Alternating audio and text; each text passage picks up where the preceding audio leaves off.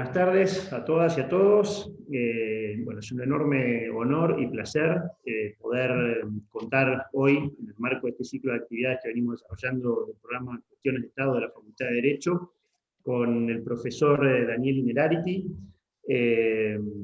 a quien le agradecemos enormemente por acompañarnos en este mediodía de Buenos Aires y tarde de España. También, obviamente, agradecerle a Francisco Alfonsín, quien tuvo la iniciativa y que no iba a ejercer la moderación del encuentro, y por supuesto a la doctora Silvia Nona, secretaria académica de la facultad, por acompañarnos también en esta actividad. Brevemente, el programa Cuestiones de Estado, al momento de crearse, lo que busca es promover espacios de reflexión y de diálogo sobre algunos de los temas que consideramos esenciales para la agenda pública de la Argentina, y obviamente también fuera de ella, contextos regionales y mundiales. Este año hemos desarrollado una intensa actividad vinculada a los temas del sistema de justicia, análisis de proyectos de reforma, prioridades, etcétera. Pero por supuesto esta situación tan atípica, excepcional, con un impacto social, cultural, económico, todavía difícilmente predecir de cuánta dimensión va a tener, pero sin lugar a dudas con consecuencias profundas y estructurales, nos pareció interesante, bueno, invitar a un filósofo político de la experiencia y además del reconocimiento del profesor Innerarity para que nos ayude a reflexionar sobre los desafíos de la democracia del futuro, sobre cuáles son, intentar presentar un poco el diagnóstico de la situación y reflexionar sobre los caminos y sobre las alternativas para poder pensar cuáles son la mejor manera de responder a estos desafíos que se nos presentan hoy. Sobre todo, analizándolo de una perspectiva a escala global, pero también no dejando de ver las particularidades propias de nuestra región, ¿no? Donde hace pocos días cumplimos 37 años de la recuperación democrática, donde recuperamos la libertad, donde se resolvió defender y privilegiar la vida por sobre cualquier otra cosa, pero tenemos una cuenta pendiente, seriamente pendiente, que es el problema de la desigualdad. Y entonces también, como una cuestión complementaria, este abordaje integral sobre los desafíos de las democracias que le invitamos al profesor Innerarity a que nos haga, bueno, agregar este elemento sobre cómo las democracias pueden pensar en dar respuestas a estas desigualdades profundas que vivimos en la región, obviamente agravadas por este contexto de la pandemia. No me extiendo más, reiterar el agradecimiento, y ahora le doy la palabra a la secretaria académica, doctora Silvia Nona, para que nos dé formalmente la bienvenida en nombre de la facultad. Muchas gracias.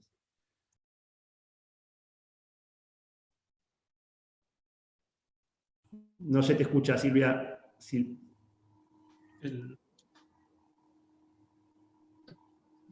Ahí está.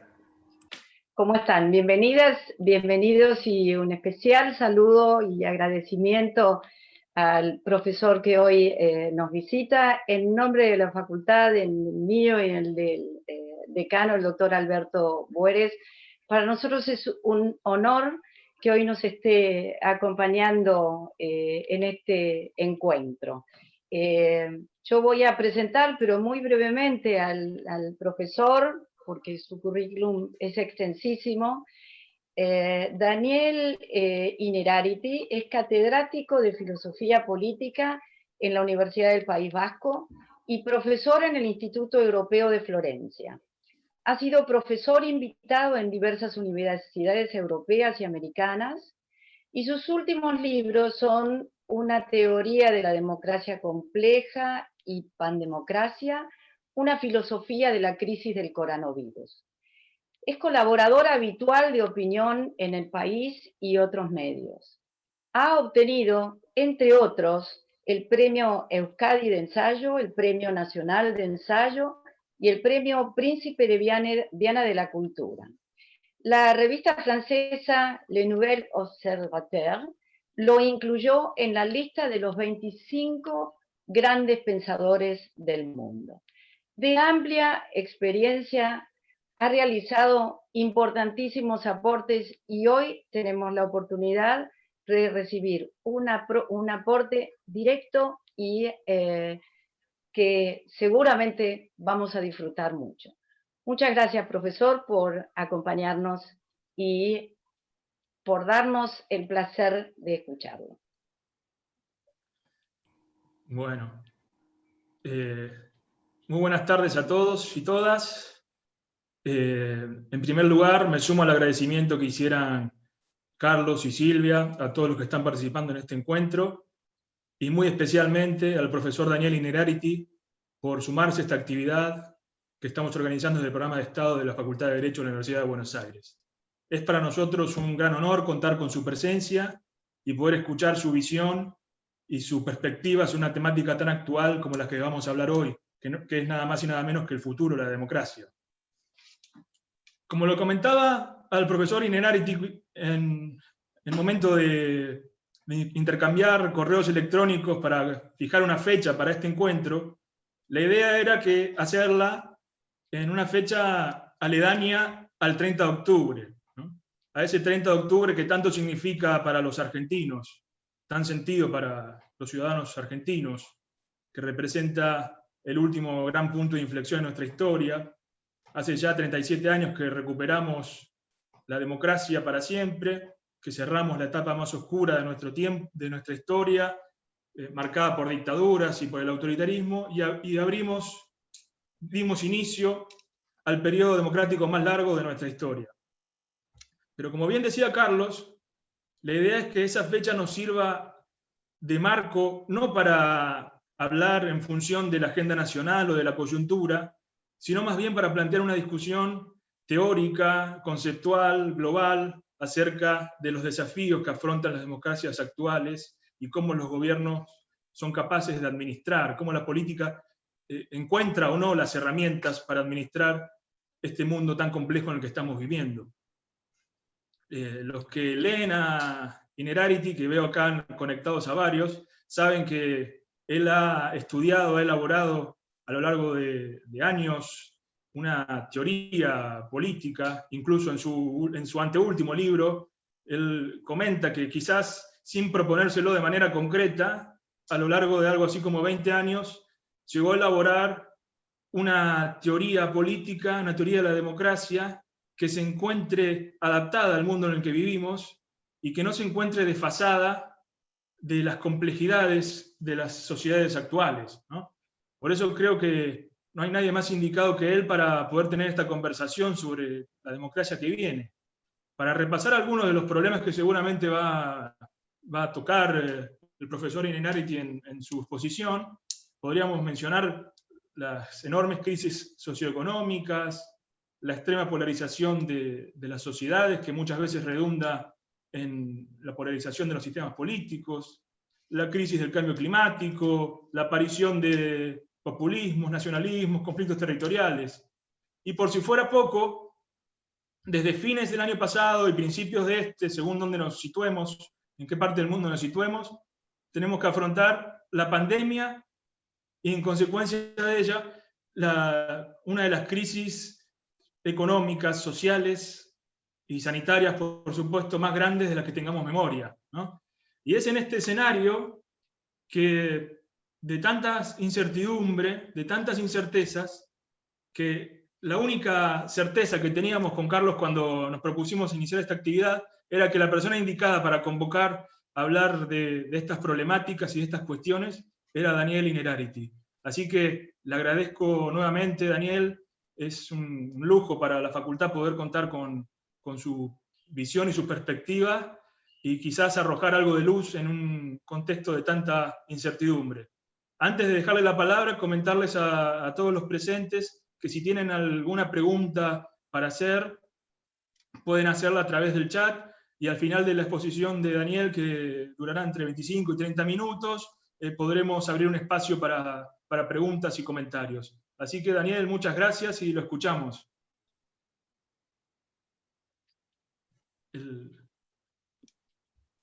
Hola, buenos días o buenas tardes, no sé muy bien. a todos y a todas.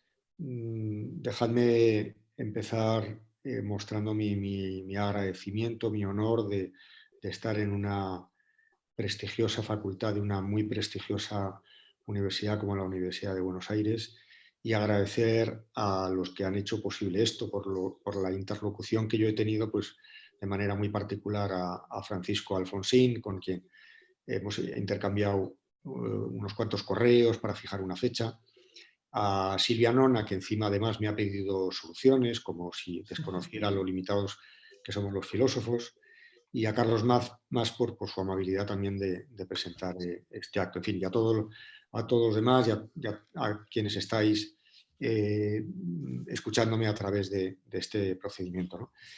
Estas tecnologías del Zoom tienen una gran ventaja y un gran inconveniente. La ventaja es que uno puede estar, por ejemplo, en Argentina, ¿no? Lo cual es una maravilla, ¿no? Estar en Argentina ahora mismo, ¿no? El inconveniente es que no puedo estar en Argentina, ¿no? O sea, que esto ha suplido la posibilidad de estar físicamente allá, en ese gran país, ¿no? al que tanto aprecio y en el que tengo tantos amigos y tantos lectores y lectoras que, por supuesto, pues ya son también amigos y amigas, ¿no? Y luego me habéis hecho un especial honor queriendo vincular este acto, aunque no ha sido posible por fechas, pero en fin, a la efeméride del 30 de octubre, ¿no? Que para los argentinos y para los que nos sentimos cerca de vuestro destino social, político, y tenemos ya una cierta edad y por tanto hemos visto muchas cosas, ¿no? en esta historia reciente, pues tiene un significado muy, muy particular, ¿no? Bueno, me habéis pedido un ejercicio que realmente es un poco difícil porque tengo aproximadamente 25 minutos para contaros toda mi vida, porque yo tengo toda mi vida dedicado a toda mi vida profesional, digamos, académica, pues dedicado a reflexionar sobre la naturaleza de la democracia, sus crisis, su futuro, su transformación, etc. Y a veces es más fácil que a uno le den un curso entero para explicarlo que 25 minutos, ¿no? Pero bueno, eso también es un desafío para mí y alguien me ha silenciado. Bueno, ¿se me oye ahora? ¿Se me oye? Vale. Voy a intentar salir indemne de este desafío de contar en 25 minutos lo que a mí me ha costado pues casi 25 años de trabajo, ¿no? Que es qué pasa con la democracia, qué va a ocurrir, qué transformaciones, qué retos.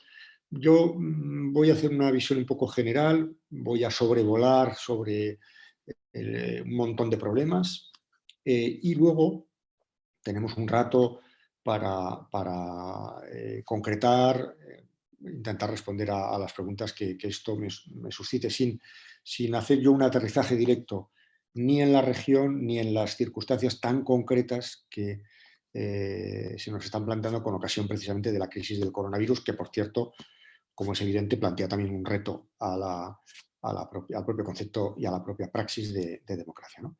Pero eso lo dejaré para el coloquio si os parece que vayamos por ahí, ¿no? Bien, desde hace 6, 7 años más o menos se han publicado un montón de libros, un montón de trabajos, algunos de los cuales conoceréis seguramente, sobre la fragilidad, la mortalidad de las democracias, ¿no? Hay títulos necropolíticos, ¿no? Del estilo de cómo sobreviven las democracias, cómo mueren las democracias, contra las elecciones, el final de la democracia, en fin. Hay un montón de libros que han suscitado un enorme debate, ¿no? En estos obituarios, lógicamente, no se está plenamente de acuerdo en el diagnóstico, incluso los forenses tampoco aciertan a determinar por qué murió el paciente, parecen casi economistas. No sé si, bueno, juristas no, juristas estáis con otras habilidades, ¿no? En cualquier caso, lo que parece claro es que hemos aquí una especial conciencia de la fragilidad, ¿no? de un sistema que dábamos por sentado, ¿no? Vosotros lleváis ya un montón de años de la recuperación de la democracia, nosotros también, un poco más, pero en fin, parecido.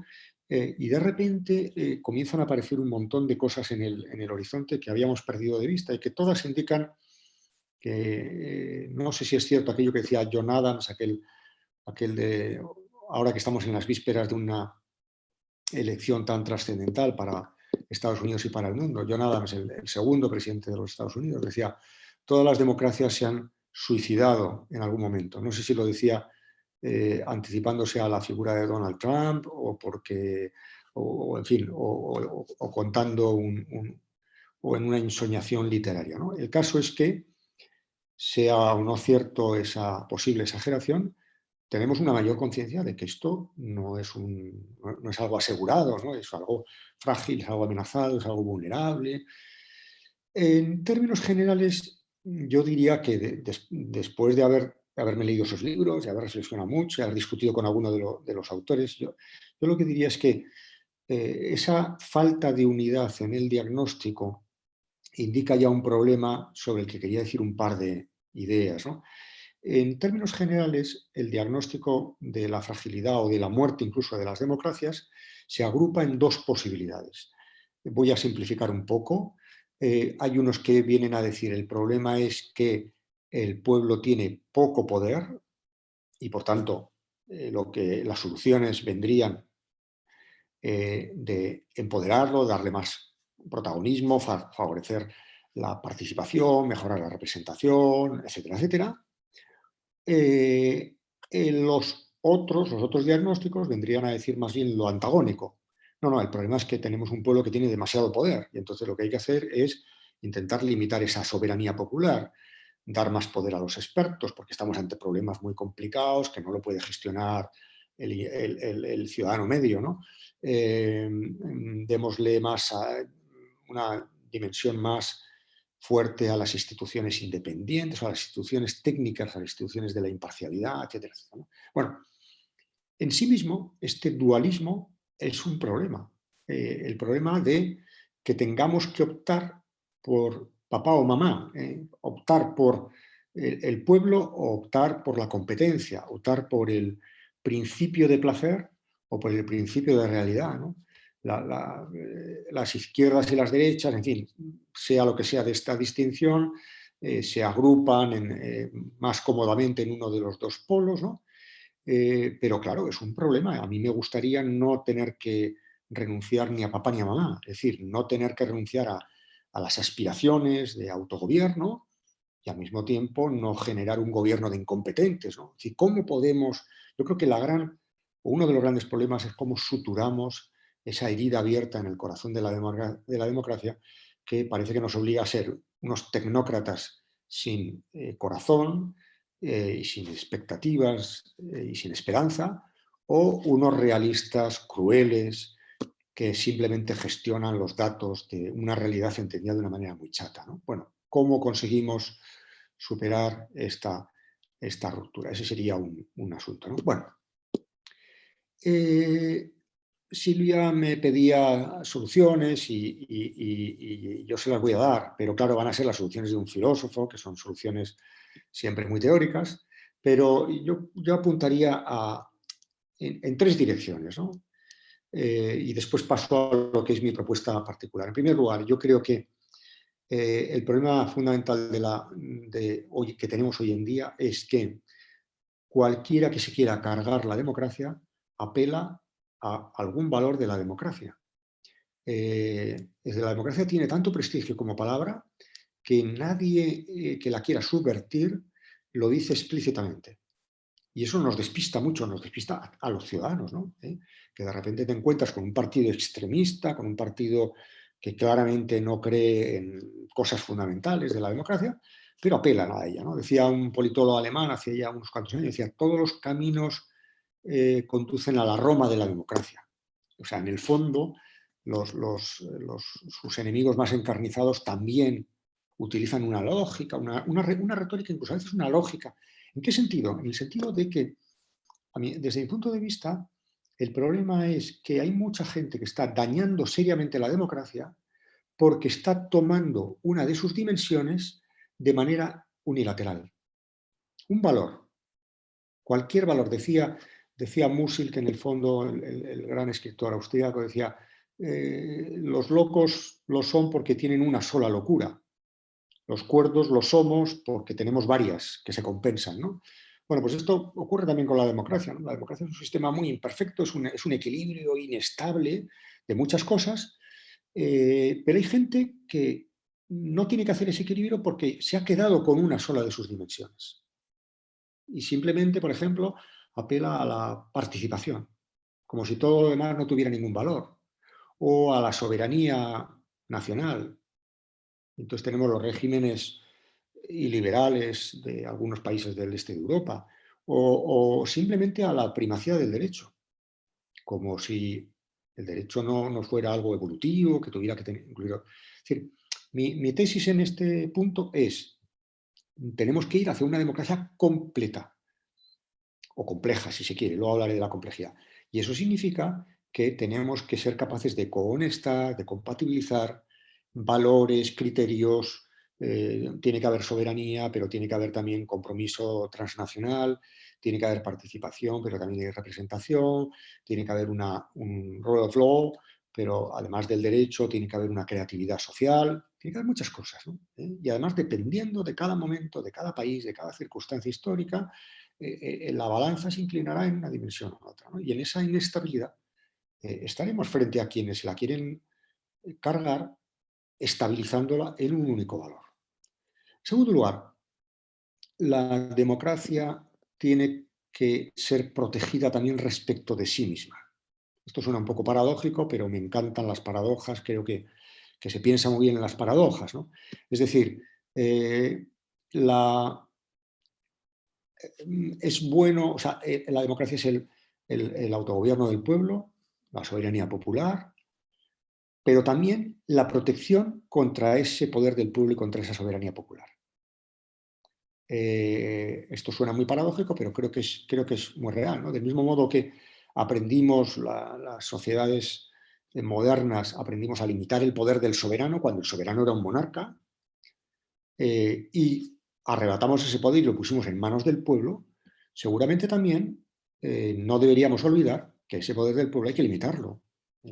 Vosotros sois juristas, eso lo tenéis, no hace falta que os lo explique más, pero en otras facultades hay que darle una mayor explicación, hay que dedicarle mayor tiempo a esto, ¿no? Es decir, a esa limitación que tiene que ver con que la voluntad popular no es la voluntad espontánea, variable, cambiante del pueblo, sino también una voluntad a unos compromisos, a una estabilidad, a un equilibrio para que no gobierne simplemente la mayoría y haya un respeto a la minoría o los menos poderosos en la presión, etcétera, etcétera, ¿no?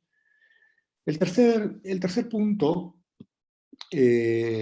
lo escribí, lo elaboré un poco más, está incluido en mi libro La democracia compleja, cuando viví el primer año del mandato de Donald Trump en Estados Unidos, en Washington además, como profesor en Georgetown.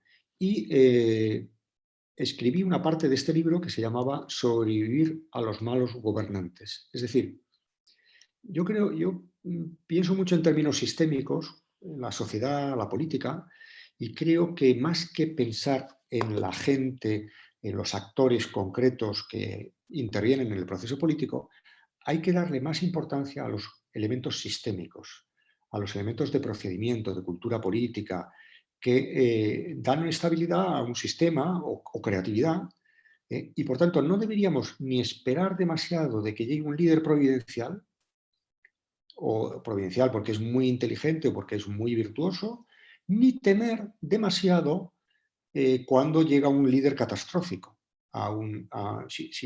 Si la democracia estadounidense es una democracia madura, en fin, cosa que yo en principio tiendo a creer, será capaz no solamente de mañana pasar página de un periodo penoso desde el punto de vista democrático, sino sobre todo mostrar una resistencia y una capacidad de recuperación, ¿no? Bueno, esto pasa es decir, en cualquier institución, sea una facultad, una empresa, un Estado, hay que diseñar las cosas de tal manera que puedan resistir el paso de un gobernante desastroso.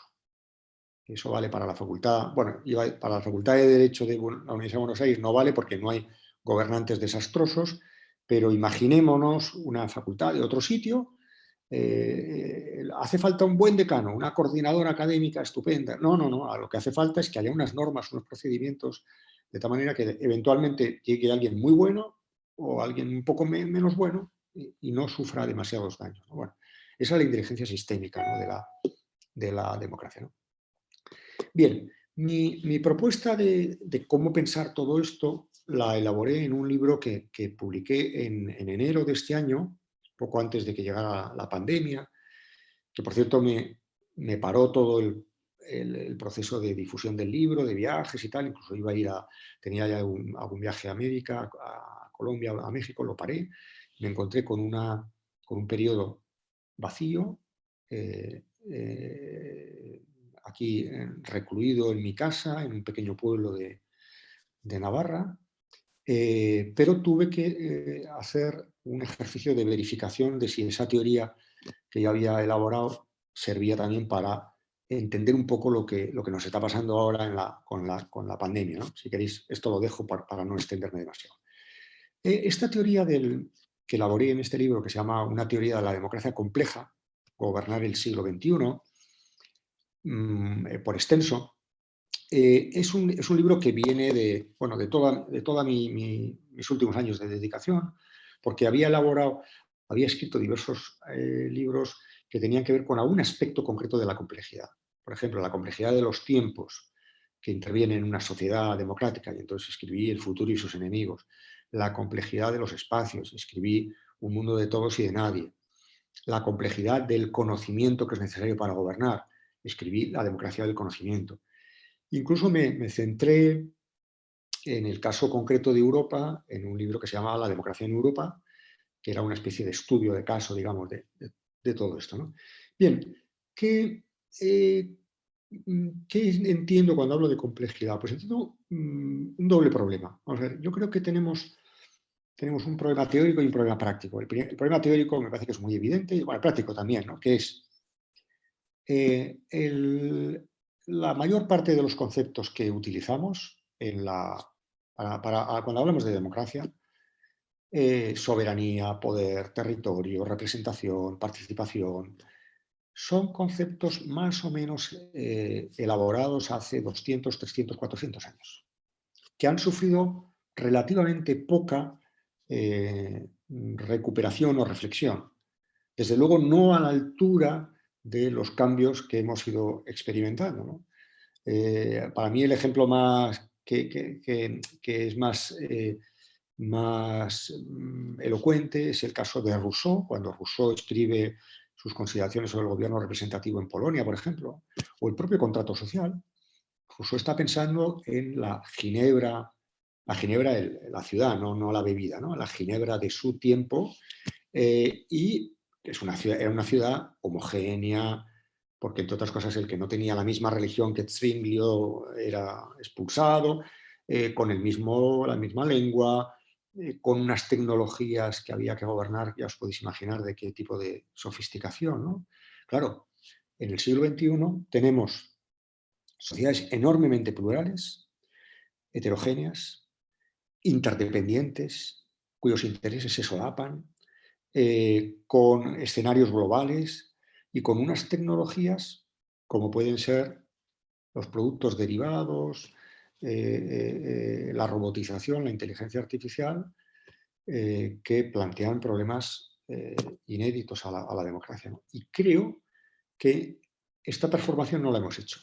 Y de hecho, una de las cosas que en el pequeño librito que escribí a raíz de la pandemia analizo es cómo hemos interpretado esta pandemia con las categorías del pensamiento simple, del pensamiento mecanicista, newtoniano, de causa y efecto, donde no aparecen fenómenos emergentes, causalidades no lineales, interacciones complejas, etc., ¿no? Bueno, y creo que esto explica también buena parte de nuestra incertidumbre, ¿no? Aparte de este problema teórico, tenemos un problema práctico, que es que hay mucho líder político, mucho agente político que simplifica el terreno de juego porque le viene bien. Le viene bien, por ejemplo, en unos momentos en los que estamos con intereses que nos solapan, nos unen a todos en una comunidad de destino, ¿no? Porque todos buscamos la mejor solución, hay un benchmarking político global, copiándonos unos a otros en fórmulas de combatir la pandemia. La carrera por la vacuna es una carrera global. La desinformación también lo es, porque la desinformación nos llega de cualquier sitio, etc. En estos momentos hay líderes políticos que hablan de ellos y nosotros. Hay gente que habla de dentro y fuera. Hay gente que habla de derecha e izquierda, por cierto, categorías que creo que siguen siendo en buena medida útil, pero que se manejan con una terrible simplicidad, ¿no? Bueno, por ejemplo, ahora mismo, yo desde el punto de vista intelectual estoy fascinado con el tipo de protestas que está habiendo en muchos lugares del mundo. No sé si en Argentina está ocurriendo también, ¿no? De gente que no son especialmente perjudicados por la globalización, no son los perdedores de la globalización. En España hubo una manifestación en el barrio más rico de Madrid de gente protestando porque las autoridades no le permitieran ejercer su libre derecho a contagiar a los demás, que debe ser uno de los nuevos derechos que hay que incluir en la Agenda de Naciones Unidas, ¿no? En la Carta de los Derechos. Bueno, ¿a qué responde esto, no? ¿Por qué no? Es posible que también incluso las categorías de la protesta se hayan sustraído, se hayan escapado del marco de inteligibilidad clásico, ¿no? Que era, protestan los que tienen motivos, ¿no? Y los que se ven desfavorecidos, ¿no? Y ahora resulta que hay muchas protestas en el mundo que, por lo menos yo lo veo en España, lo hemos visto en Alemania hace pocos días, en Francia también, ayer o antes de ayer, que son protestas de los más favorecidos, ¿no? Bueno, en fin, lo dejo aquí, ¿no? ¿Qué desafíos nos plantea esto, ¿no? Porque pesa sobre mí la responsabilidad de ser leal a la palabra que le he dado a Silvia Nona, de dar alguna solución, aunque sea una solución un poco genérica, y creo que hay que ir a cuatro tipos de soluciones. Que las planteo ahí con más detenimiento en el libro de la teoría de la democracia compleja, pero que serían las siguientes. En primer lugar, tenemos que pensar la sociedad de una manera más horizontal. Tenemos nuestros esquemas de gobierno, nuestros esquemas de dirección, de liderazgo, etcétera, son unos esquemas que tienden a pensar el poder como un ejercicio vertical, con todas sus versiones, ¿no? Porque las hay de mucho tipo, y una y otra vez ese tipo de ejercicio, esa concepción del poder, una y otra vez choca con sus límites, muy palmarios, muy evidentes. La política cosecha una lista tremenda de fracasos sistemáticos. ¿Por qué? Porque quiere intervenir desde arriba en una realidad sin entender su funcionamiento, su complejidad, sus fuerzas internas, y en lugar de aprovechar esas fuerzas al servicio de unos intereses, un bien común o como se le quiera llamar, las trata de contrarrestar, de limitar, etc. Bueno, yo creo que aquí hay un conjunto de propuestas que en el libro planteo con más detalle, que tienen que ver con cómo gobernamos sociedades complejas, que son sociedades de inteligencia distribuida, son sociedades que quieren participar, que quieren conocer, que no obedecen con facilidad. Lo estamos viendo también con ocasión de la pandemia, ¿no? O sea, uno de los problemas de la pandemia, lo estoy escribiendo ahora mismo para un artículo para El País, ¿no? Lo acabo de escribir porque ya lo he mandado. Uno de los problemas es que cuando hay una sociedad como las nuestras, en la que hay una gran desconfianza, por cierto, triple, porque hay una desconfianza de la gente hacia sus representantes, de los representantes hacia la gente y de los representantes entre sí. Cuando hay tanta desconfianza, ¿cómo se gestiona una crisis de este estilo, ¿no? Bueno, pues dando prescripciones muy detalladas, quizá exagerando el confinamiento, porque claro, no nos fiamos de que la gente actúe responsablemente, y a lo mejor es verdad, porque nos hemos acostumbrado, la gente nos hemos acostumbrado a actuar de una manera muy irresponsable, bueno, pues sencillamente porque estamos acostumbrados a obedecer o desobedecer, pero solo entendemos ese código, obedezco o desobedezco. ¿Ya? Pero lo interesante aquí sería el ejercicio de la responsabilidad, ¿no? Bueno, eso lo hemos visto también en España, ahora en España como tenemos, ¿no?, un Estado compuesto, lo cual tiene algunas ventajas y algunos inconvenientes. De las cosas más penosas que se han producido en estos momentos es precisamente que muchos líderes políticos están pensando qué hacer para que en el recuento de daños no se les achaque la responsabilidad, ¿no? Es decir, que la culpa sea de otros, ¿no?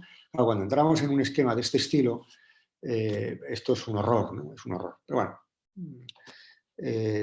primera idea, ¿no? Vamos a entender que el gobierno, en el fondo, es autogobierno, que las sociedades se tienen que autogobernar. Esto no es una tesis ni anarquista ni neoliberal. Permite una versión anarquista y una versión neoliberal, pero ahí en el centro, en todo ese eje, hay 1000 versiones de cómo entender que ese autogobierno de la gente libre que es la democracia y hasta qué punto los gobiernos tienen que condicionar, crear contextos favorables, intervenir, en fin, aquí hay toda uno puede ser socialdemócrata, conservador, democristiano, en fin, hay 1000 versiones, pero creo que el eje debería ser este, ¿no? Segundo lugar, segundo conjunto de propuestas. Tenemos que ir hacia fórmulas de gobierno inteligente. Con esto quiero decir que hay un viejo principio de que si uno se dedica a mandar, tiene la suerte o la desgracia de no tener que aprender, ¿no? Si mandas, no tienes que aprender. Aprendemos los que no mandamos, pero los que mandan no, se dedican a emitir órdenes, ¿no? Bueno, este reparto del territorio ya no vale. Realmente hay el ejercicio del poder tiene que ser un lugar de aprendizaje. El gobierno tiene que ser un lugar de aprendizaje. Lo hablaba con el presidente de vuestra Cámara hace un par de meses y di una lección, di una clase a la escuela de capacitación, me parece que se llama, del Parlamento, ¿no? El Parlamento tiene un lugar de aprendizaje. La política tiene que estar, como dice mi amigo Luis Babino, y compatriota vuestro, la política tiene un lugar de escucha. ¿Cómo organizamos la escucha hacia la sociedad, ¿no? Y por tanto, pensar que la política tiene que desarrollar todas unas estrategias para, y esta sería mi propuesta, en lugar de categorizar los problemas de acuerdo con categorías morales, buenos y malos, hacer el esfuerzo de hacer un diagnóstico de la realidad de tipo cognitivo. Yo sostengo, y puedo sostenerlo, o sea, lo podría defender con más detalle, pero no me da el tiempo, tengo que terminar enseguida, que generalmente cuando la mayor parte de los problemas que tenemos como sociedades tienen que ver con fallos cognitivos. Esto no quiere decir que no haya gente malvada, que lo hay, y que no haya gente y no haya santos entre nosotros, que los hay. Tiene que ver con que la mayor parte de los problemas obedecen a fallos de conocimiento. Por ejemplo, cuando la crisis financiera anterior la interpretamos, las derechas la interpretaron como que la gente estaba consumiendo demasiado, las izquierdas la interpretaron como que había gente estafando. No es una crisis, es una estafa, se decían las manifestaciones.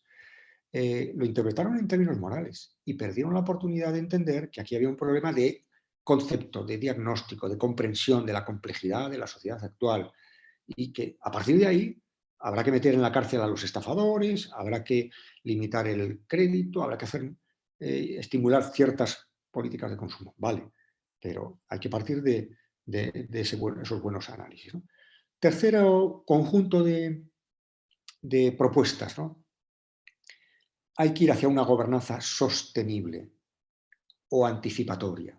Es decir, creo que las democracias actuales son sistemas políticos que gestionan el presente, un presente que dura poquísimo, un presente inmediato, una pelea por el corto plazo, y estamos utilizando el futuro como el basurero del presente.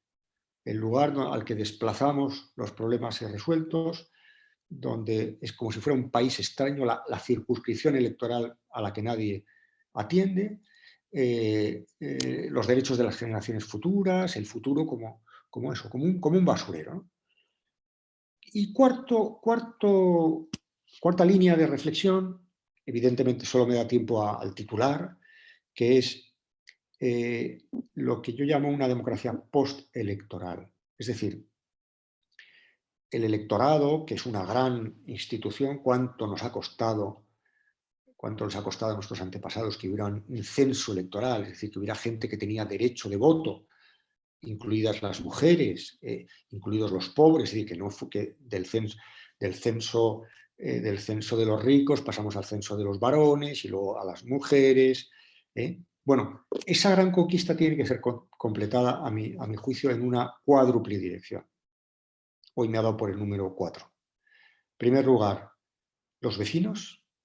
¿Cómo votan los vecinos en nuestros procesos electorales? Es decir, en un mundo en el que, de hecho, por ejemplo, yo me hubiera gustado votar mañana en los Estados Unidos. ¿Cedería mi derecho a voto en mi pueblo, donde tenemos una mayoría absoluta de un partido, en fin, que no me gusta nada y no tengo nada que hacer? ¿Cedería mi papeleta de voto aquí por poder votar mañana en Washington? Por cierto, donde se van a decidir cosas que son mucho más relevantes para mí que en mi pueblo. Es decir, si la democracia es el intento de que los afectados por una decisión sean protagonistas en la medida en que eso sea posible de esa decisión, yo creo que tengo derecho a reclamar votar en las elecciones norteamericanas. Bueno, ¿cómo instrumentamos eso? Esto es una gran revolución. Esto tiene que ver, en el fondo, las instituciones globales, desde la ONU, Europa, Mercosur, etc., están para eso. Otra cosa es que hayamos avanzado muy poco y no sean todavía congruentes con el tipo de problemáticas en las que estamos inmersos, ¿no?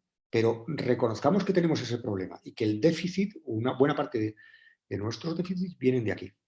Segunda, tienen que votar, además de nuestros vecinos, tienen que votar los que viven en otro tiempo. Antes me acabo de referir un poco a esto, ¿no? Es decir, si la generación actualmente viva va a tomar decisiones en materia medioambiental, con repercusiones en el futuro, infraestructuras, etcétera, configuración financiera, que probablemente nosotros no vayamos a sufrir o a beneficiarnos de sus efectos, pero sí las generaciones venideras, tenemos que anticipar sus intereses en nuestras decisiones. Tenemos, claro, como son intereses mudos, alguien tiene que hablar por ellos. ¿Quién va a hablar con ellos cuando la democracia es un régimen tan competitivo en el que qué actor político tiene un incentivo para representar los intereses, bueno, y la legitimidad de representar los intereses del futuro, y sobre todo cuando esa representación daña su éxito electoral en el presente? Aquí hay otro problema, pero es un problema real, no es un problema inventado, ¿no? Desde el momento en que tenemos tanta capacidad de influencia, ¿no? Tercer asunto, democracia paritaria. La incorporación de las mujeres a la vida política masiva, en los términos en los que sea, en fin, ya no entro en esto, es una transformación importantísima de nuestra vida democrática. No solo, que ya sería un motivo suficiente, porque unas personas excluidas o medio excluidas o mal representadas se incorporan, sino por algo más importante, que es porque gracias a esto podemos dejar de concebir la política como el escenario de combate de unos individuos varones autosuficientes que no tienen ninguna experiencia ni de cuidar ni de ser cuidados, y proceder a una incorporación y, por tanto, con todas las consecuencias que eso tiene, de reparto del trabajo, de la perspectiva del cuidado sobre otros, y de aminoración de la dimensión de combate de la política y, por tanto, ir hacia una dimensión más cooperativa. Bueno, esto es un tema también muy extenso, que ahí en el libro planteo con más detalle del que puedo ahora, ¿no? Y por último, el último tema, tenemos que ir a una democracia ecológica. Los animales, la naturaleza no está suficientemente representada en nuestros sistemas políticos. ¿Quiere esto decir que tengamos que poner un elefante, una jirafa en los parlamentos? Bueno, pues igual, no es razonable y no hay sitio y es un follón. Pero algún tipo de representación tiene que tener. ¿Quién representa la naturaleza? ¿Qué tipo de subjetividad política le damos a la naturaleza en un sistema político basado en que la naturaleza es más bien aquello de lo que tenemos que huir, ¿no? Vosotros que sois juristas y habéis estudiado el contrato social y todas las teorías estas de la huida del estado de naturaleza, ¿no? No es solo una metáfora la idea de que la sociedad civil y política se constituye huyendo del estado de naturaleza que describía Hobbes como un estado terrible de lucha de unos contra otros y de vida corta y penosa. No es solo una metáfora, es una realidad cotidiana, ¿no? ¿Cómo representamos esto? Es otra de las líneas de reflexión, de solución, de desarrollo, de innovación institucional que planteo. Bien, he hablado un poquitín más del crédito que me habíais dado y ya me empiezo a sentir mal, pero a cambio, bueno, pues pasamos ahora a un tiempo, todo lo que vosotros consideréis de discusión, de debate, de preguntas, y muchas gracias por vuestra atención. Bueno, muchas gracias, Daniel. La verdad que nos deja complicada la tarea de realizar las preguntas, porque si bien el tiempo es corto, usted ha hecho un abordaje bastante preciso de todas las cuestiones que tenemos para preguntarle. Pero yendo un poco al inicio de su exposición y conectándolo con su libro, Una teoría de la democracia compleja, usted sostiene allí que la democracia actual se encuentra desfasada ante las transformaciones del mundo contemporáneo. ¿Cómo puede entonces la política transformarse para que la democracia pueda gestionar exitosamente esa complejidad que caracteriza a las sociedades contemporáneas? Bueno, es una pregunta difícil de responder en el sentido de que tendría que decir muchísimas cosas, ¿no? Y por tanto lo que puedo decir, o sea, en estos momentos, para no abusar del tiempo, en estos momentos lo que puedo decir es por dónde empezamos. Y yo diría, empecemos pensando, empecemos con la reflexión. Es decir, creo que si ahora echamos un vistazo a nuestros sistemas políticos, los miramos desde fuera, observamos un poco, en parte así los miro yo, porque a mí que me apasiona la política, la sigo muy de cerca, pero no dejo de ser un filósofo y por tanto alguien un poco extraterrestre, ¿no? A esto, ¿no? ¿Qué impresión nos da? ¿Qué impresión da la política? Un conjunto de gente muy agitada, compitiendo de una manera desaforada. Fijémonos en estos dos detalles: agitación y competición desaforada. El primero de ellos, agitación. Cuando uno se agita, no piensa mucho y transforma poco, porque si esa agitación fuera seguida de resultados, si es que dijéramos, bueno, aquí tenemos esto, estamos cambiando la sociedad, estamos cambiando el modelo productivo, estamos consiguiendo nuevas cotas de justicia, etcétera, etcétera, conseguimos combatir la violencia machista, conseguimos disminuir la huella ecológica, etcétera. Bueno, pues, pero es que de esa agitación no se sigue, no se están siguiendo. Es más, yo creo que es un sucedáneo hasta el punto de que yo me atrevo a decir que en estos momentos la conciencia crítica pasa por la identificación del pseudomovimiento. Es decir, hay gente que se pseudomueve, hay sociedades que se pseudomueven, que se agitan mucho, pero que transforman muy poco, ¿no? Y seguramente uno puede decir, bueno, en estos años de tal, no voy a poner el ejemplo de Argentina porque eso siempre es peligroso y resbaladizo, ¿no? Pero en estos años donde se ve muchas agitaciones, mucho movimiento, mucha competición, bueno, realmente hemos cambiado. Hemos hecho lo que ahora vuestros vecinos chilenos ahora mismo han aprobado en un referéndum masivo iniciar un proceso constituyente que acabe con la constitución de Pinochet, ¿no? La primera sorpresa que uno se lleva si uno no está muy enterado de lo que pasa en Chile, a cómo todavía esa constitución seguía vigente, ¿no? Bueno, pongo el ejemplo de los chilenos para meternos un poco con los vecinos y no entrar en el territorio argentino, siempre puede salir uno escaldado. Bueno, lo segundo, la competición. Es decir, creo que la buena política es un equilibrio entre competición y colaboración. Pero hoy en día el elemento competitivo de la política es brutal. Ha invadido todo el espacio político. Se ve eso muy bien, pasa en diversos países del mundo, no sé en Argentina, ¿no? Cómo ahora mismo los asesores políticos fundamentalmente son asesores de campaña y no de gobierno. Lo cual quiere decir que cuando se está en campaña, pero cuando se está gobernando también se está en campaña. Se gobierna como si estuviera en campaña, ¿no? ¿Qué problemas tiene eso? Un problema muy básico, perdón que me estoy yendo por las ramas, pero la culpa es de Francisco por preguntar cosas interesantes, ¿no? ¿Qué problema tiene eso? ¿Qué pasa en unas elecciones? En unas elecciones se exagera el antagonismo. Si yo quiero que me elijan a mí como responsable académico en vez de a Silvia, o como gestora académica, pues entonces yo lo que haré es decir lo mala que es ella, y ella dirá lo malo que soy yo, ¿no? Es decir, exageraremos los defectos del otro, ¿no? Entraremos en un ámbito de mucha competición.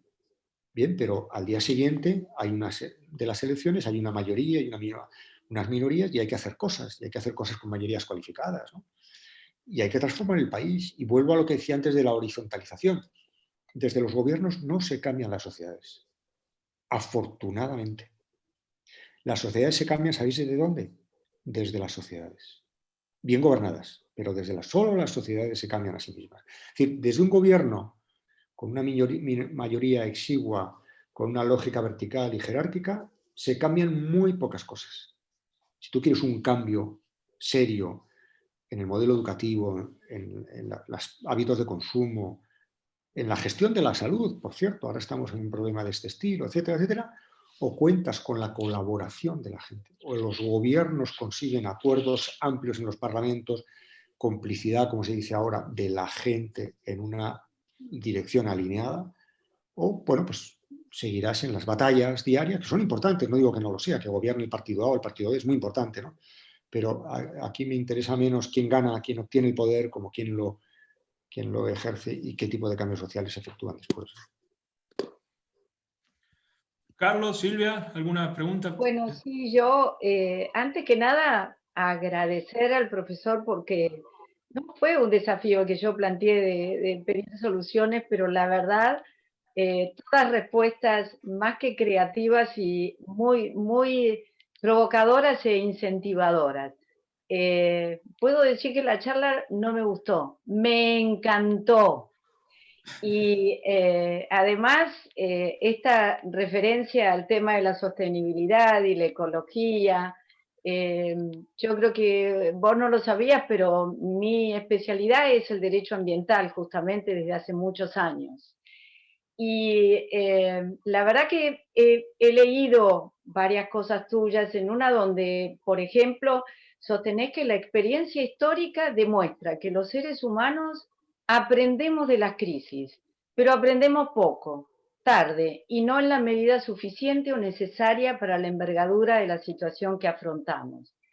Y en este momento nos encontramos el mundo entero, no solamente algunos gobiernos, algunos estados, algunas sociedades, el mundo entero está en medio de una crisis que además no sabemos si se va a terminar, si va a continuar. No te voy a pedir que me hagas un análisis de eso, sino si vos pensás que ¿qué impacto ha tenido esta crisis mundial y global del coronavirus en los sistemas políticos y si hay alguna posibilidad de analizar esto que decís vos, de cómo los gobiernos lo gestionaron.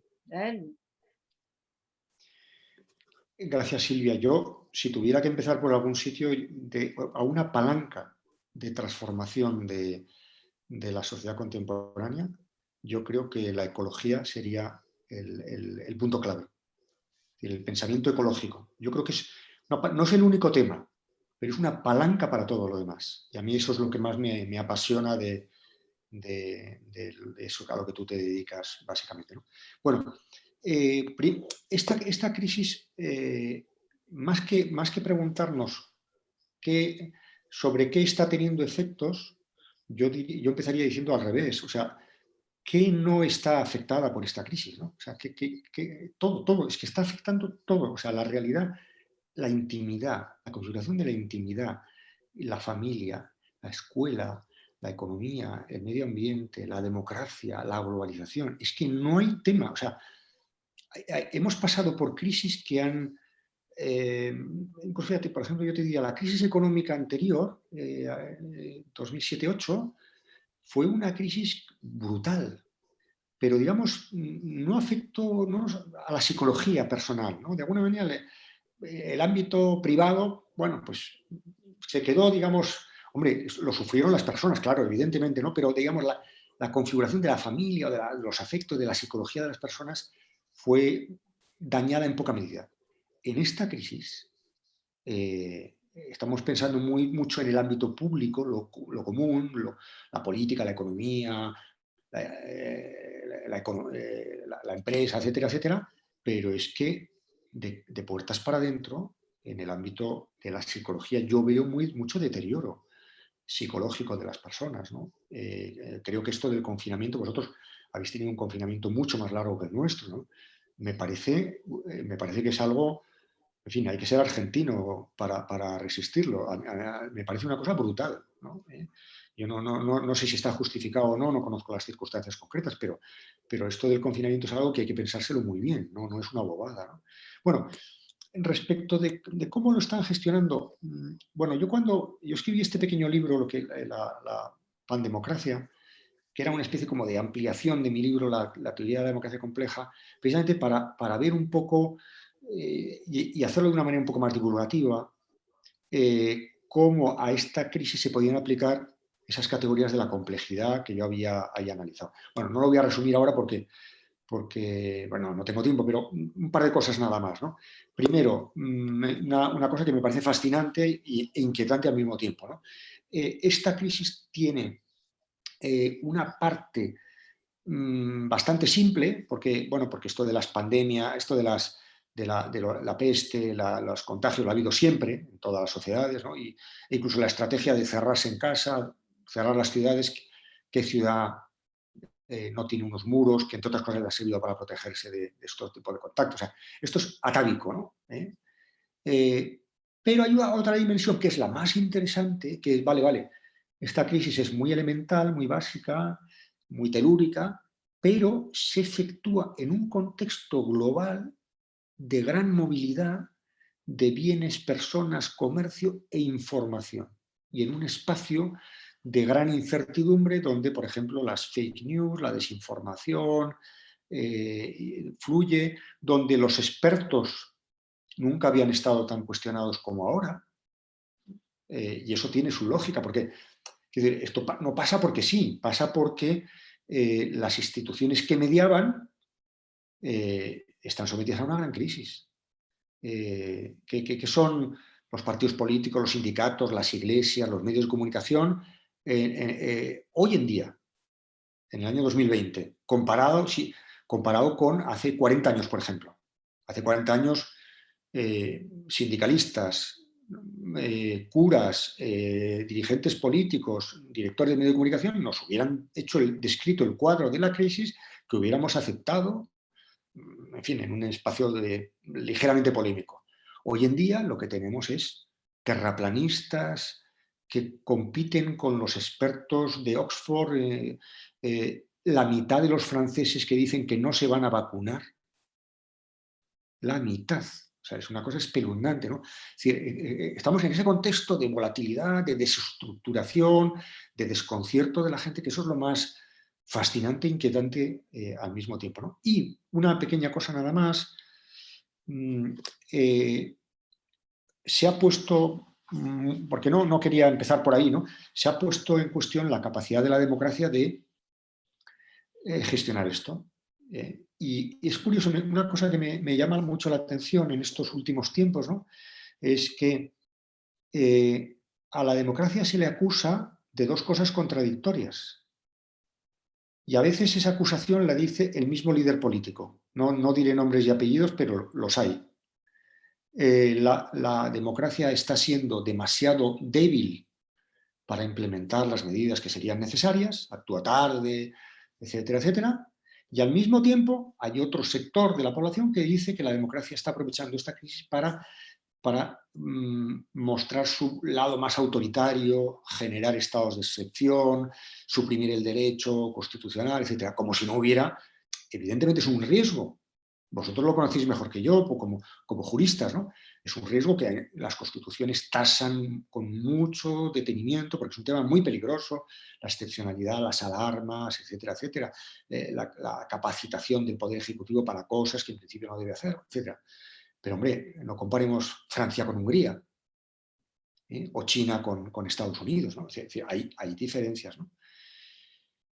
Repito que he visto a algún líder político dirigiendo esta misma crítica, estas dos críticas, días impares una y días pares otra al gobierno respectivo, ¿no? Pero bueno, eso tiene que ver con nuestra mezquindad también de nuestra vida política, ¿no? ¿Qué más? Sí, yo justo tenía una inquietud que un poco la abordó en la respuesta, que tiene que ver con el rol de los partidos políticos, ¿no? Esa pérdida de rol de intermediación en un contexto de exacerbación de los personalismos, el rol de los medios de comunicación en ese sentido, y algo que usted comentaba en un artículo reciente sobre decía algo así como: hay tantos actores políticos incapaces de llegar a los acuerdos necesarios es porque han descubierto que resulta más confortable gestionar la intransigencia que la cesión, ¿no? Entonces, el debilitamiento de los partidos políticos, la exacerbación de las figuras en este contexto, digamos, de comodidad, a veces en la polarización, bueno, genera un escenario que a uno le hace muy difícil poder imaginar ese contexto de horizontalidad, de diálogo, de abordaje, si se quiere, multidisciplinar, con cortes transversales en los ejes principales de las problemáticas que padecemos, ¿no? Entonces, por ahí reflexionar un poco sobre cómo poder empezar a recuperar las bases de esa democracia deliberativa, del diálogo y de la construcción de consensos, sobre todo por la magnitud de los problemas. Bueno, yo comenzaría, también es otro problema, ya veo que a los argentinos os gustan los problemas de envergadura, ¿eh? No sois gente de problemas pequeños y de detalle, ¿no? Lo cual me alegra, ¿no? ¿Por dónde empezar, no? Me parece que el punto por el que habría que empezar, dejadme que disculparme porque me detenga en una dimensión un poco teórica, ¿no? Pero creo que por donde habría que empezar es por el tema de la confianza. Sí, yo creo que el gran problema social que tenemos es que desconfiamos demasiado. La democracia es un sistema que equilibra muchas cosas, lo he dicho antes, y también equilibra instituciones de la confianza e instituciones de la desconfianza. Por ejemplo, yo le doy el poder a un gobierno por 4 años, con lo cual tiene crédito durante 4 años. Antes de 4 años no le voy a pedir un crédito. En principio no le voy a echar. Lo juzgaré luego, ¿no? Lo voy juzgando cada mes o cada semana, pero en principio tiene ese periodo, ¿no? Pero al mismo tiempo hay unas instituciones que monitorizan a tiempo real el poder y por tanto hay una prensa crítica, hay una oposición que implacable en su vigilancia, los medios de comunicación, etcétera, ¿no? Bueno, ¿qué pasaría en una sociedad en la cual no hubiera ni una cosa o la otra? Bueno, pues yo creo que en estos momentos, por una serie de causas, algunas estructurales, por ejemplo, esta que os he dicho antes de la excesiva competitividad, tenemos esto todo, lo tenemos un poco descompensado hacia el elemento de la desconfianza. Un líder político en España, hace un mes antes de la pandemia, me invitó a comer y hablando de cosas de estas, me dijo, me gustaría tener con el resto de líderes políticos alguna relación un poco más tranquila, serena, tomarme un café, algo, ¿no? Porque desde que estoy aquí no he hecho más que competir. Sabéis que en España hubo una repetición de elecciones, una cosa kafkiana, porque no se ponían de acuerdo, lo cual es muy significativo, porque estábamos, los líderes políticos que habían conseguido su liderazgo, además, a base de una batalla encarnizada en el interior de su propio partido, eran killers, o sea, eran gente nacida para matar. Y claro, cuando luego te encuentras con que tienes que hacer un gobierno, la navaja entre los dientes no te sirve de nada, tienes que ir a otro tipo de relación. No sabían. O sea, esto no tiene que ver con su carácter, sino con unas relaciones estructurales. Y luego también con otra cosa que, perdóname que ponga el ejemplo de España, o el contraejemplo de España, ¿no? Que es que yo creo que se han acelerado tanto los tiempos políticos, hay tanta velocidad, que aquí, por ejemplo, no podría pasar lo que ocurrió con Rajoy, aquel que fue presidente de España antes del actual, perdió 2 elecciones, ganó a la tercera. Hoy en día, no sé cómo será en Argentina, desde luego aquí, los líderes políticos que yo veo a mi alrededor no soportarían una segunda derrota. Es decir, pero no soportarían sus partidos, sus votantes. Es decir, todos nos hemos vuelto muy ansiosos, muy inquietos. Yo me acuerdo que a este líder político le dije, no seas tan ansioso, no dispares a todo lo que se mueva, selecciona objetivos. Es decir, hay gente que critica todo y eso le resta también incluso fuerza a su crítica, ¿no? Bueno, creo que hay aquí muchos problemas que tienen que ver, no sé si me he ido por las ramas, Carlos, de lo que me preguntaba, ¿no? Que tiene que ver con cómo tenemos un poquitín de construcción de la confianza. ¿Sí? Confiemos en nuestros representantes. Que nuestros representantes confíen un poco más en nosotros, por favor. Y que los representantes entre sí confíen un poco más. Entonces, todo lo que sea el trabajo de la confianza, yo creo que es muy interesante, ¿no? Bueno, esto pensemos cada uno según en la perspectiva que a uno le interese más, pensemos qué tipo de instituciones, qué tipo de prácticas, qué tipo de cultura política, qué tipo de mensajes, qué tipo de discursos contribuyen a agravar la desconfianza y cuáles, por el contrario, disminuyen esa desconfianza tan brutal que tenemos. Muchísimas gracias. Llegaron algunas preguntas, yo no sé si tenemos unos minutos más para poder... Lo que vosotros queráis, Carlos. ¿Eh? Lo que vosotros queráis, okay. Carlos. Bueno, por ejemplo, Luis Quevedo dice que quería preguntar sobre la aparente contradicción. Dice que habría en el libro Democracia Compleja, que hay en el libro Democracia Compleja, en donde señala las fallas de la democracia como fallas cognitivas, pero luego dice que no tenemos democracia por nuestros conocimientos, sino en virtud de nuestra ignorancia. Y ahí lo vincula con, si podría desarrollar un poco más, el primer eslabón de la cuádruple representación de la democracia postelectoral. Bueno, esto requiere muchísimo tiempo, pero bueno, vamos a ver cómo soy capaz. Mi próximo libro, si todo va bien y sobre todo si nos confinan, entonces irá más rápido. Mi próximo libro se va a llamar La sociedad del desconocimiento. Y todos los libros están enganchados con el anterior y por tanto desarrollo esto que me ha preguntado esta persona, ¿no? Primero, no son dos cosas contradictorias en absoluto. Necesitamos mucho conocimiento. Es decir, la mayor parte de los temas complejos que tenemos que abordar requieren una gran movilización cognitiva.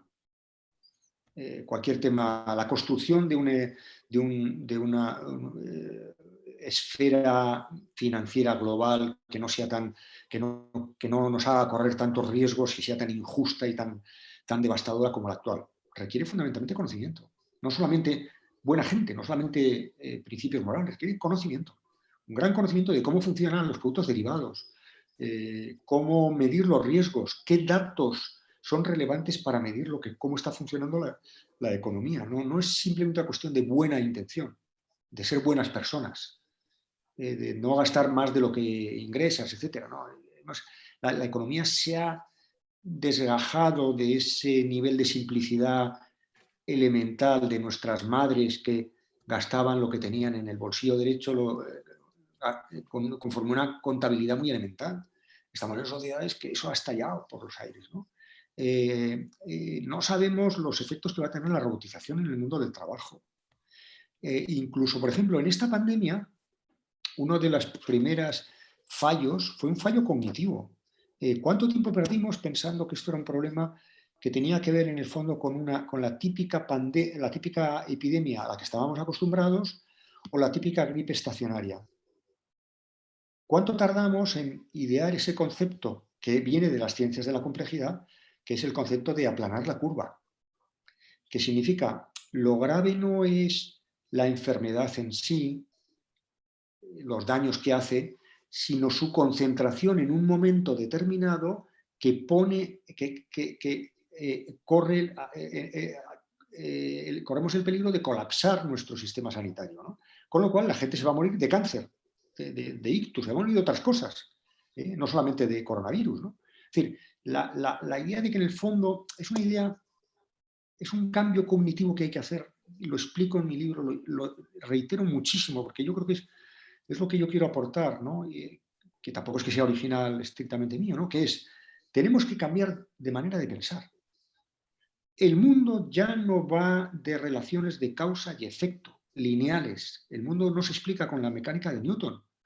Lo que tenemos delante no es un mundo líquido, como decía Bauman, tenemos un mundo gaseoso, tenemos un mundo explosivo, tenemos un mundo lleno de burbujas, de cosas que se contraen y explosionan, de estallidos de rabia colectiva que no sabemos muy bien cómo interpretar. Encima los gobiernos intervienen en la sociedad y lanzan un discurso contra el yihadismo y la consecuencia es que eso crece y aumenta. Reprimen una protesta popular y la protesta se convierte en un estallido más ingobernable.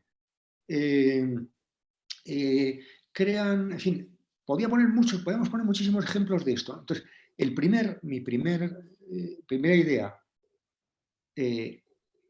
pensemos la complejidad, pensemos la sociedad desde las categorías de la complejidad. Segunda, esto nos lleva inevitablemente al otro punto en el que este amable persona que creía ver una contradicción, que es, estamos en un mundo en el cual la resultante final de nuestras interacciones nos es desconocida. Y va a seguirlo siendo durante mucho tiempo. Es decir, vamos a tener que tomar decisiones con información incompleta, en un mundo lleno de efectos secundarios, decisiones de tipo trágico. Esta pandemia es también un ejemplo de esto. Los políticos no están actuando, como diría Wittgenstein, están dando estocadas en la oscuridad. No sabemos cómo se comporta el virus, no sabemos. Todavía la semana pasada hubo un debate entre asociaciones de epidemiólogos que defendían unos la inmunidad de rebaño y otros el confinamiento estricto. Todavía hoy. ¿Cómo vamos a defender el gobierno de los expertos, la tecnocracia, si los expertos tampoco están de acuerdo? Pero al mismo tiempo, vuelvo al principio, seríamos estúpidos si no hiciéramos caso a los expertos. Pero los expertos han cometido errores, hay además errores típicos de los expertos no están de acuerdo entre sí. Por cierto, los expertos no son solo los epidemiólogos, también los psiquiatras, también los medioambientalistas, también los economistas, también los juristas. O sea, esto va de muchos expertos. O sea, en la sociedad actual hay muchos expertos. Bueno, en definitiva, una democracia es un sistema en el cual los expertos no mandan sobre la gente, sino que la última palabra la tiene la gente. Eso es irrenunciable. Yo no estoy dispuesto a renunciar a eso. Ahora bien, tampoco estoy dispuesto a construir un sistema político en el cual no intervengan cada vez más niveles de expertos. En España yo colaboro ahora en una cosa que es ciencia en el Parlamento. Estamos haciendo incluso colaborando en un proyecto de ley que tiene que ver con la medición del impacto legislativo de nuestras normas.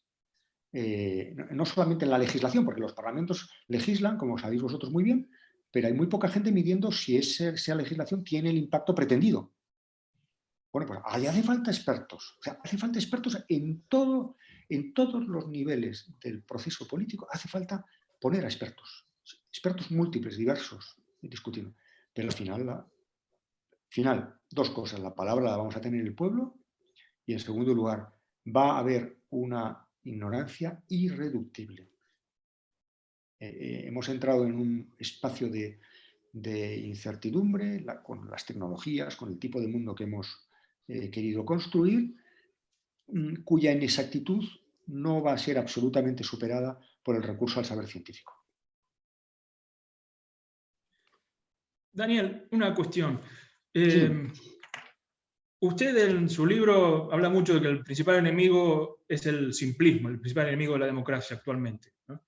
En este sentido, relacionándolo con la pregunta que hacía Silvia y el impacto de la pandemia, si cree que este escenario es un caldo de cultivo para que se fortalezcan o surjan los populismos, o por el contrario, es una buena oportunidad para que las instituciones de la democracia mejoren y puedan administrar esta crisis adecuadamente, con un cauce democrático, institucional.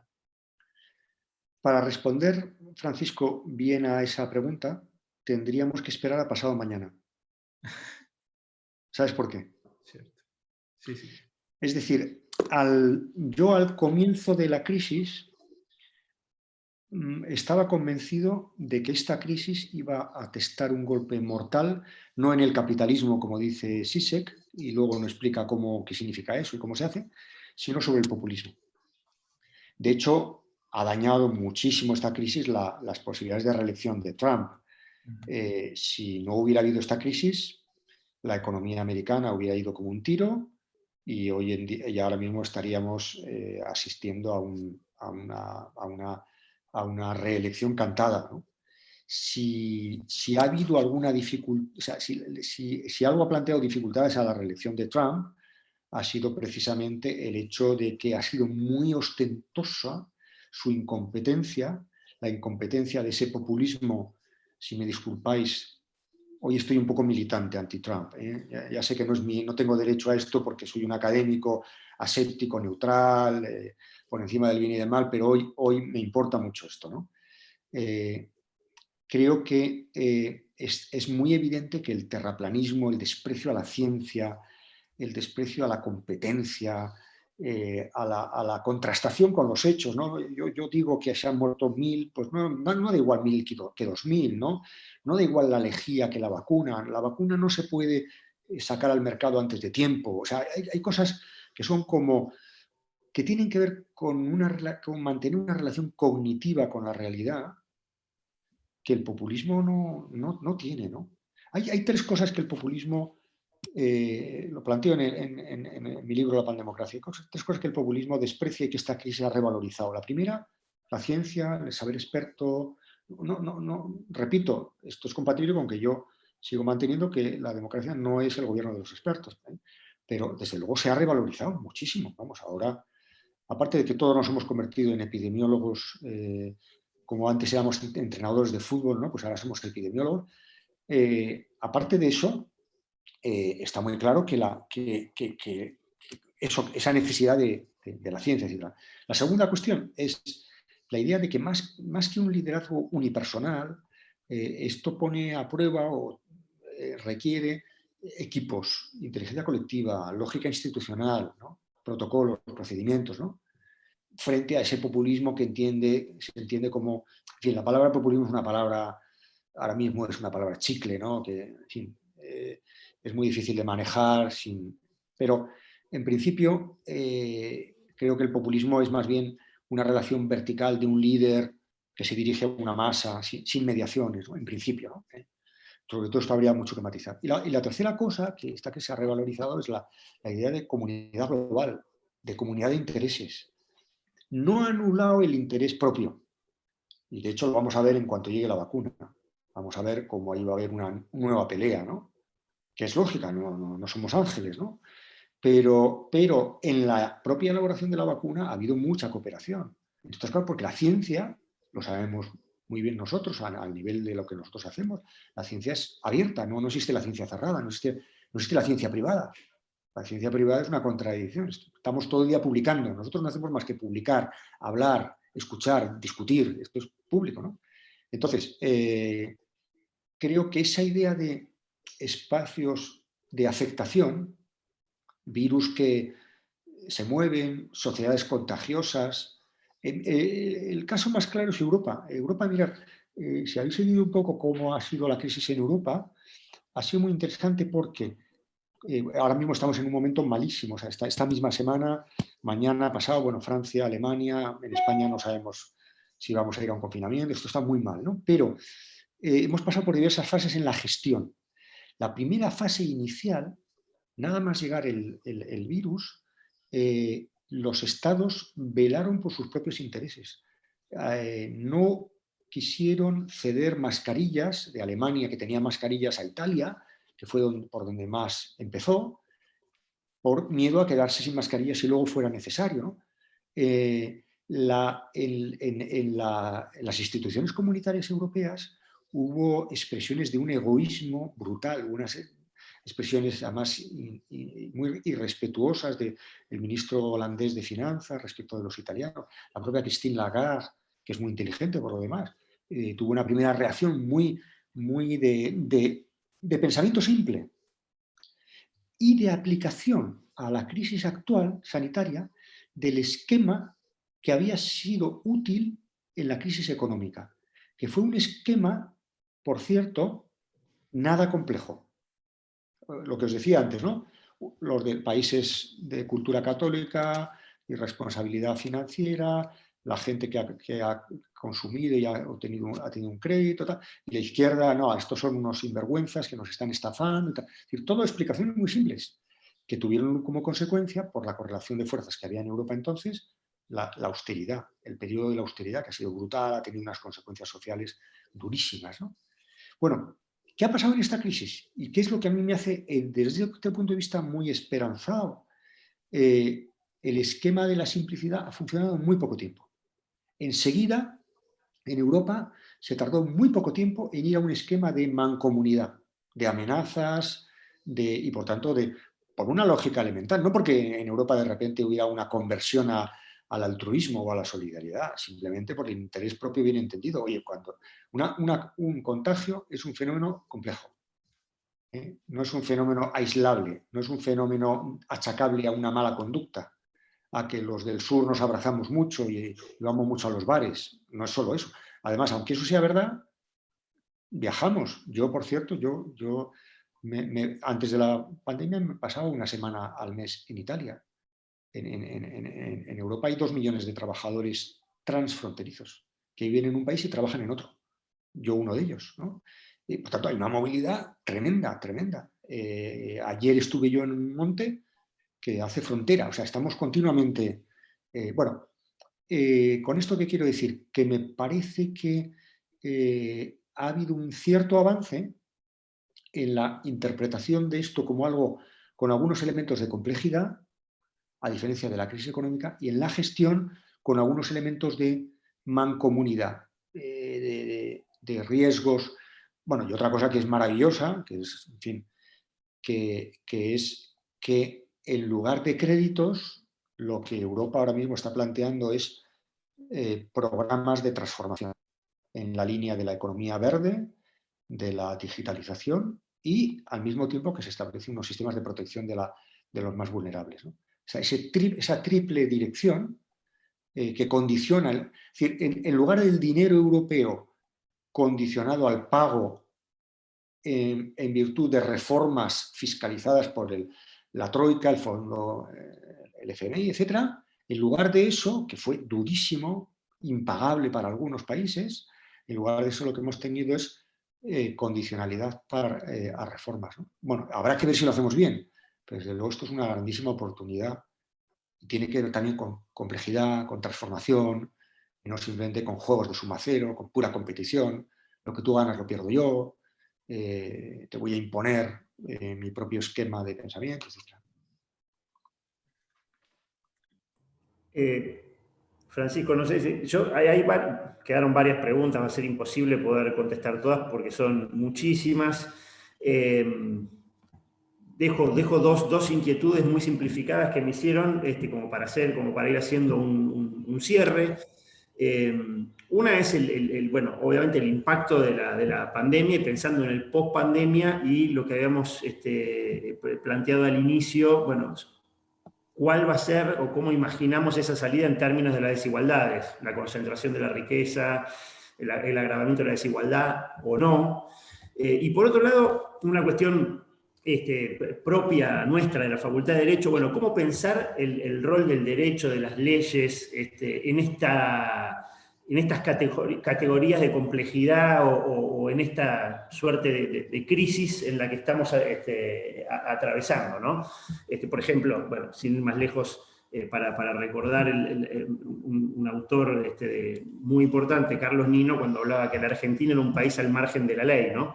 Bueno, ¿qué rol puede cumplir? ¿Qué reflexiones podemos hacer en ese contexto? Tal vez en algún lugar se pueden vincular las dos, pero bueno, como para ir cerrando dos disparadores, vamos a ponerle, no son preguntas exactamente. Bueno, lo primero, no nos debería sorprender una constatación terrible, ¿no?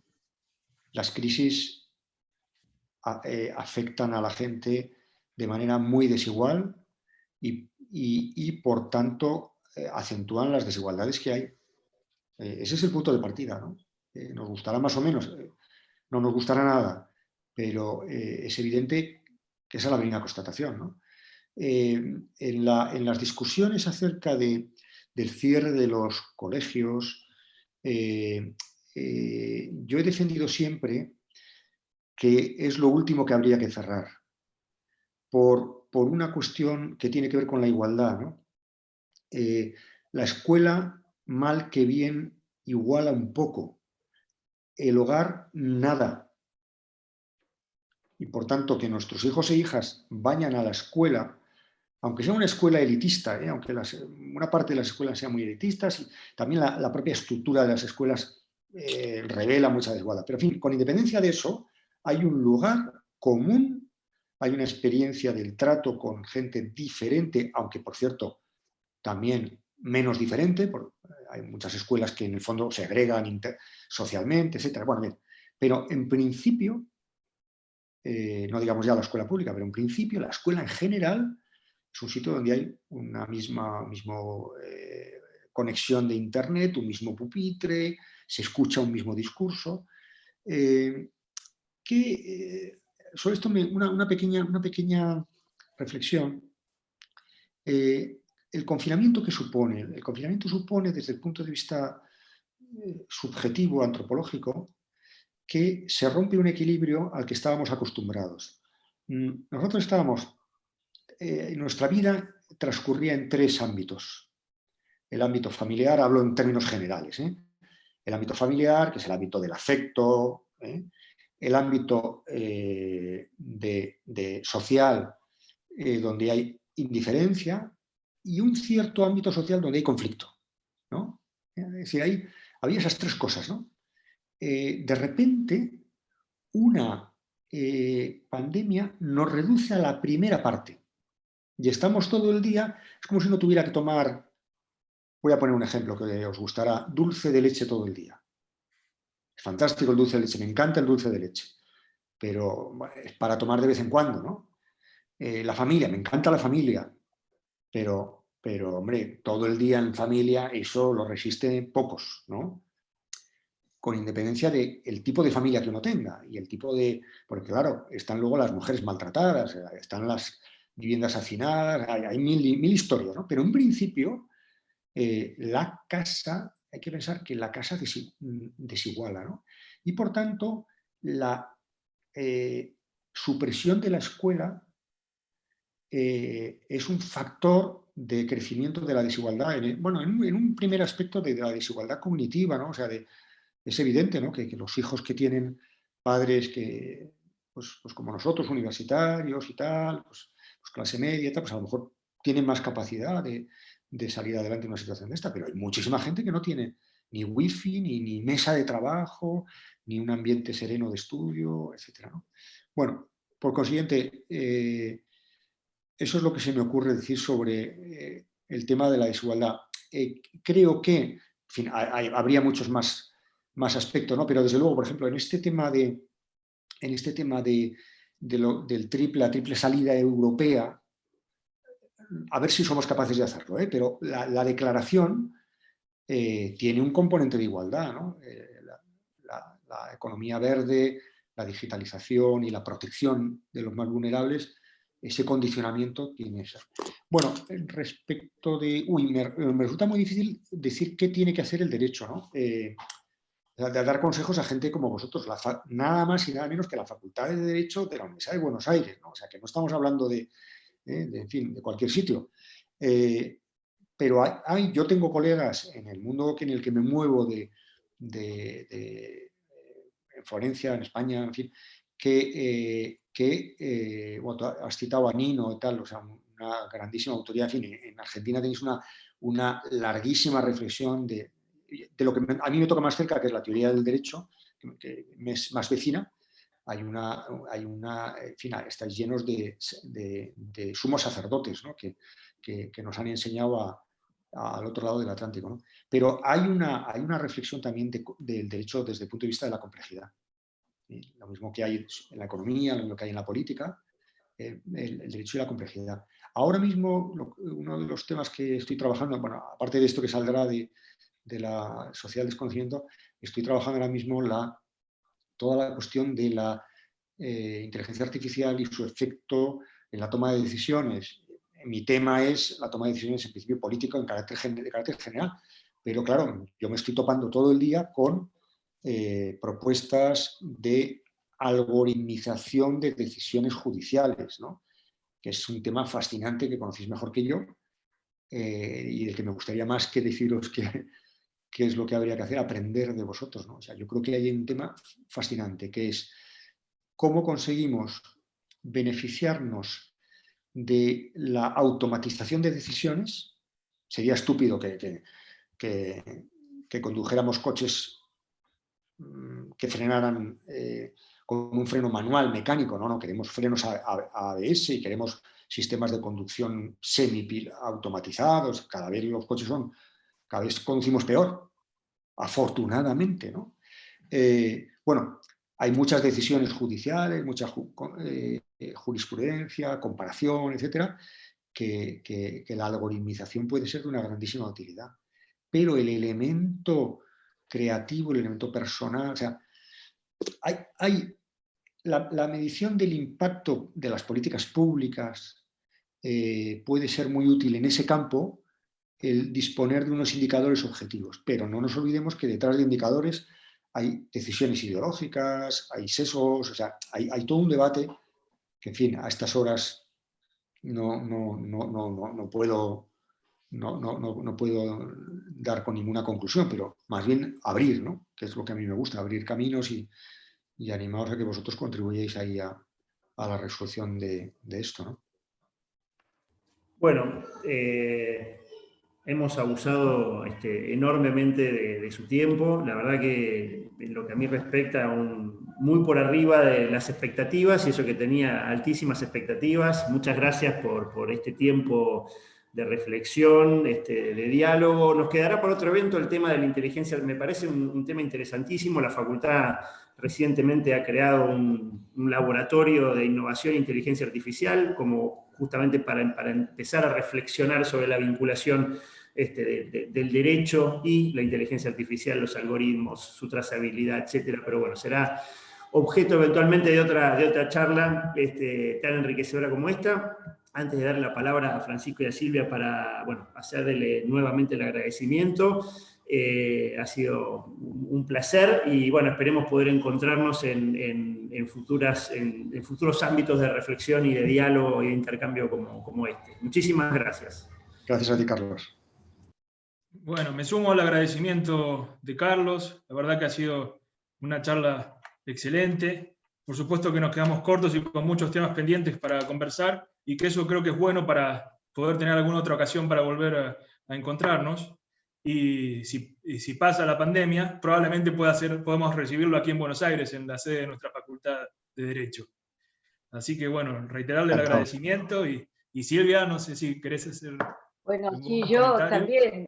Muchísimas gracias por habernos abierto caminos, como acaba de decir, habernos ilustrado y por habernos dejado con las ganas, porque eso ayuda a que todos crezcamos, que podamos crecer de manera individual, investigando, analizando y después poder confluir nuevamente en un ámbito así de intercambio que es tan enriquecedor y que ayuda a todos. Así que muchísimas gracias. Pues gracias a vosotros, Silvia.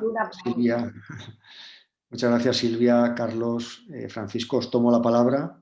Esta pandemia pasará y me encantaría conoceros en persona cuando esto sea posible, y cuando queráis. Ya sabéis dónde estoy. Francisco me tiene ya fichado, o sea que encantado de colaborar con vosotros en lo que queráis. Bueno, muchísimas gracias, y el compromiso ya está asumido, así que tendremos una invitación. Hay una invitación ya realizada para que venga a la Facultad de Derecho a seguir dialogando con nosotros. Gracias. Muchas gracias a todos. Gracias.